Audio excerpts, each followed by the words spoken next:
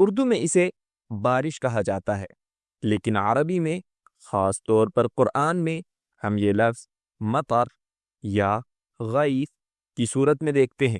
اور اگرچہ دونوں کا ترجمہ اردو میں ایک ہی طرح کیا جاتا ہے، لیکن مطر اور غیث کے درمیان بڑا فرق ہے جس کا ترجمہ اردو میں نہیں کیا جاتا۔ عربی میں لفظ غیث بارش کے لیے رحمت اور خوشحالی کے وسیلے کے طور پر استعمال ہوتا ہے، اس لیے یہ ہمیشہ مثبت معنی میں آتا ہے، لیکن لفظ مطر قرآن میں صرف اس بارش کے لیے استعمال ہوا ہے جو عذاب اور سزا کے طور پر ہو، اس لیے یہ منفی معنی میں استعمال ہوتا ہے۔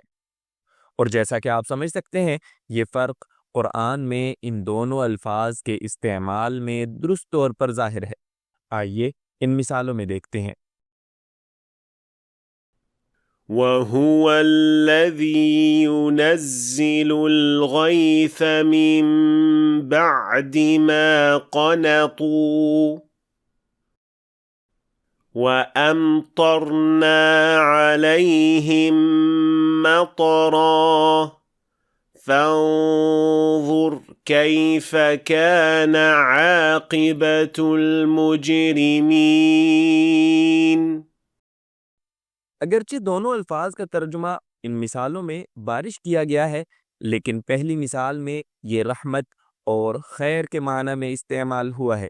جبکہ دوسری مثال میں مطر سزا کے طور پر مراد ہے، اور یہ حضرت لوط علیہ السلام کی قوم کے عذاب کے سیاق میں آیا ہے۔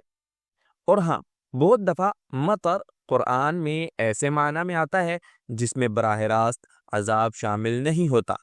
تب بھی وہ کسی تکلیف یا منفی معنی میں ہی استعمال ہوتا ہے، جیسے اس آیت میں وَلَا جُنَاحَ عَلَيْكُمْ إِن كَانَ بِكُمْ أَذًى مِّن مَّطَرٍ۔ یہاں یہ لفظ ایک تکلیف یا ناگوار صورت کے طور پر استعمال ہوا ہے، جبکہ لفظ غیث ہمیشہ مثبت معنی میں استعمال ہوتا ہے۔ اور یہ سمجھنے کے لیے کہ یہ مفہوم کہاں سے آتا ہے، لفظ غیث کی اصل ہے غوثا، جس کا لفظی مطلب ہے مدد اور اعانت فراہم کرنا، لہذا غیث اصل میں مدد اور اعانت فراہم کرنے کے معنی سے ماخوذ ہے، اور اس کا مطلب ایسی بارش ہے جو اچھی اور فائدہ مند ہو۔ اور یہ بات تعجب کی نہیں، کیونکہ نبی صلی اللہ علیہ وسلم جب بارش کی دعا کرتے تھے تو اللہ تعالیٰ سے یوں دعا کرتے تھے، اللہم اغثنا، نہ کہ اللہم امطرنا، کیونکہ آپ صلی اللہ علیہ وسلم اللہ تعالیٰ سے ایسی بارش کی صورت میں رحمت مانگتے تھے جو ان کے لیے اچھی اور فائدہ مند ہو۔ اور قرآن کے علاوہ مطر عمومی معنی میں بھی استعمال ہو سکتا ہے، جیسے اس حدیث میں مطرنا بفضل اللہ ورحمتہ۔